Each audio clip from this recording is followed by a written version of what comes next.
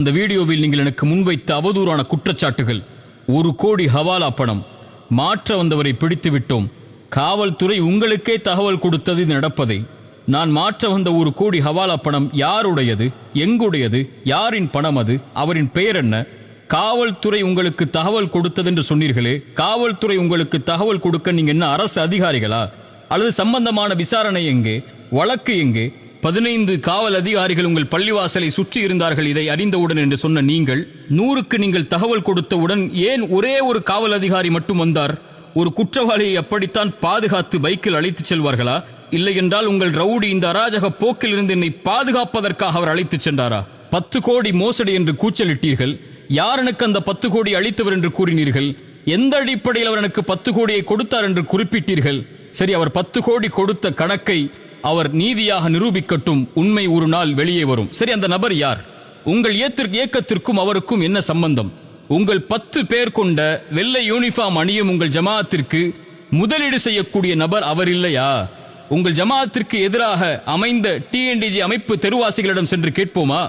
உங்களுக்கு முதலீடு செய்து உங்கள் ஜமாஅத்திற்கு வழிகாட்டக்கூடிய தலைவர் அவர்தானே. உங்கள் தலைவருக்கு கட்ட பஞ்சாயத்து செய்து 1ஐ 100ஆக்கி பணம் வசூல் செய்து கட்ட பஞ்சாயத்து செய்யும் நாடகம் தானே அது. ஏன் அதை மறுக்கிறீர்கள்? நாவு கூசாமல் இரையச்சமின்றி ஒரு பெண்ணை வன்கொடுமை செய்தவன் என்று கூச்சலிட்டீர்களே, எந்த அடிப்படையில்? என் தனிப்பட்ட வாழ்வில் எதில் நீங்கள் பங்கு கொண்டீர்கள்? எந்த அடிப்படையும் இன்றி என் வாழ்வை குறித்து கேள்வி கேட்க உங்கள் இயக்கத்தின் சிறுவர்களுக்கும் உங்களுக்கும் தகுதி கொடுத்தவன் எவன்? இதற்கு சாட்சியாக நீங்கள் முன்வைக்கும் அந்த பெண் வழக்கறிஞர் யார்? அதை ஏன் மறைத்தீர்கள்? 10 கோடி முதலீடு செய்ததாக கூறுகின்ற உங்களின் தலைவரின் 4வது மனைவி இல்லையா அவர்? பொருளாதார மோசடிக்கு கணவரும் பெண் குற்றச்சாட்டுக்கு அவருடைய மனைவியும், இவர்களின் 10 பேரின் இயக்கம் ஒரு தனி மனிதனுக்கு எதிராக இப்படி படுகேவலமான அவதூறுகளையும் பொய்களையும் பொது சமூகத்தின் மத்தியிலே கட்டவிழ்த்து விட முடியும்? கடத்தல் மற்றும் காணவில்லை புகார் தங்கள் மீது இருப்பதை தெரிந்தவுடன் காவல்துறை தோலுரித்து விடும் என்பதை பயந்து தப்பித்து ஓடி எப்படியாவது பழியை போட்டு பகல் முதல் இரவு வரை பொய் சாட்சிகளை கொண்டு புகார் அளித்து எப்படியாவது இவனை சிறையில் அடைக்க வேண்டும் என்று முயற்சித்தீர்களே, கூச்சலிட்டீர்களே. உங்கள் கூச்சலை பார்த்து, உங்கள் வெள்ளையாடை இயக்கத்தை பார்த்து காவல்துறை அதிகாரிகள் சொன்ன வார்த்தைகளை நான் இங்கே கூறினால் என்ன ஆகும் உங்கள் ஜமாஅத்தின் நிலைமை? என்னை குற்றவாளி என்றீர்கள். அப்படி என்றால் உங்கள் இயக்கம் எந்த தொந்தரவும் கொடுக்க மாட்டோம், இவரின் பாதுகாப்பை உறுதி செய்வோம் என்று தலைதொங்க காவல் நிலையத்தில் நீங்களும் உங்கள் தலைவரும் எழுதி கொடுத்தீர்களே, அந்த நகலை நான் வெளியிட வேண்டுமா? காவல்துறை கைது என்று தலைப்பை வெளியிட்டீர்கள். அப்படி என்றால் என் பாதுகாப்பை உறுதி செய்ய, உங்கள் அராஜக போக்கில் இருந்து என்னை பாதுகாக்க என்னுடைய அறை வரை காவல்துறை வாகனங்கள் என்னை பாதுகாக்க வந்தது எதற்கு?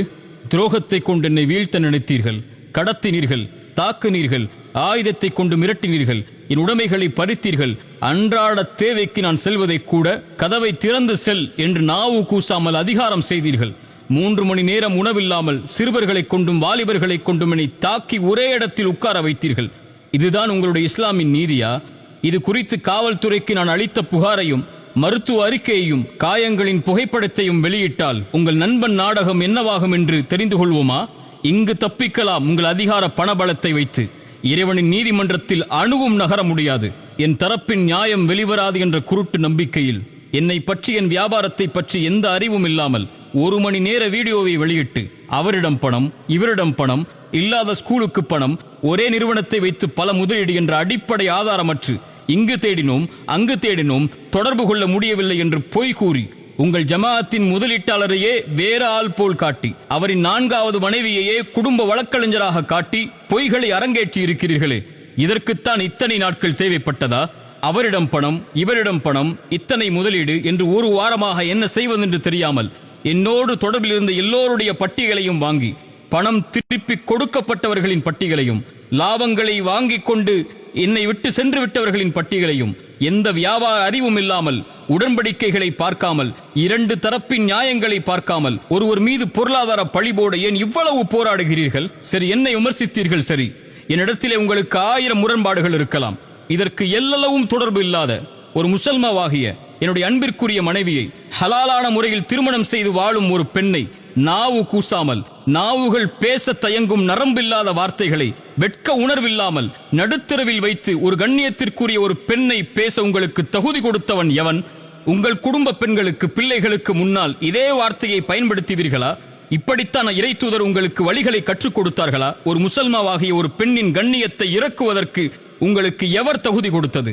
என் வீட்டிற்கு ஆள் அனுப்பி என் தந்தை தாயை மிரட்டி ஒரு ஒப்பந்தத்தில் கையெழுத்திடும் வரை வீட்டை விட்டு வெளியேற மாட்டோம் என்று உங்களின் தலைவரின் 4வது மனைவியையும் அடியாட்களையும் வைத்து வற்புறுத்தி கையெழுத்து ஒன்றை வாங்கிச் சென்றீர்களே, மறந்து விட்டீர்களா? அதை மறைத்துவிட்டு பேசுகிறீர்களா? 5 மாதங்களாக என் நிறுவனத்தில் வேலை பார்த்து நாகரிக குறைவால் நீக்கப்பட்ட ஒரு பெண்ணை கையாளாக வைத்துக் கொண்டு மற்ற ஊழியர்களுக்கு பணம் கொடுத்து என் தம்பிகளாக உறவுகளாக நான் என் சொந்தம் போல் வளர்த்தெடுத்த என் ஊழியர்களை முதுகில் நெஞ்சில் எனக்கே குத்த வைத்து என் பத்திரங்களை காசோலைகளை திருட வைத்து என்னோடு வியாபாரம் செய்யும் எல்லா நபர்களையும் குழப்பி ஒரு நிறுவனத்தை அல்லாமல் ஒரு தனி மனிதனின் வாழ்க்கையை அழிக்க துடிக்கும் உங்களுக்கு என் இறைவன் எதை கூலியாக கொடுப்பான் என்பதை பொறுத்திருந்து பாருங்கள்.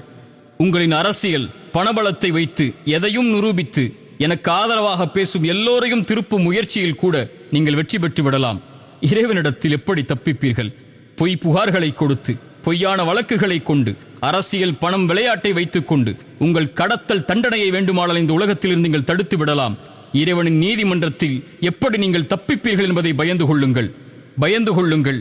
இது குறித்த அவதூறுகளில் 10, 50, 100 கோடி என்று எந்த கணக்குகளும் இல்லாமல் நாவின் நரம்பில்லாமல் ஒருவர் மீது பழி போடும் இந்த மிகப்பெரிய பழிச்சொல்லை பயந்து கொள்ளுங்கள்.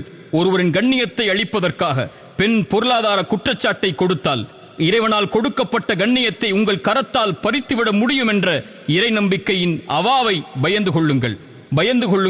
உங்கள் செல்வ ஆசைக்கு உங்கள் நஷ்டங்களை மறைக்க ஒருவரின் மானத்தை அடகு வைக்கும் இந்த முயற்சியை பயந்து கொள்ளுங்கள்.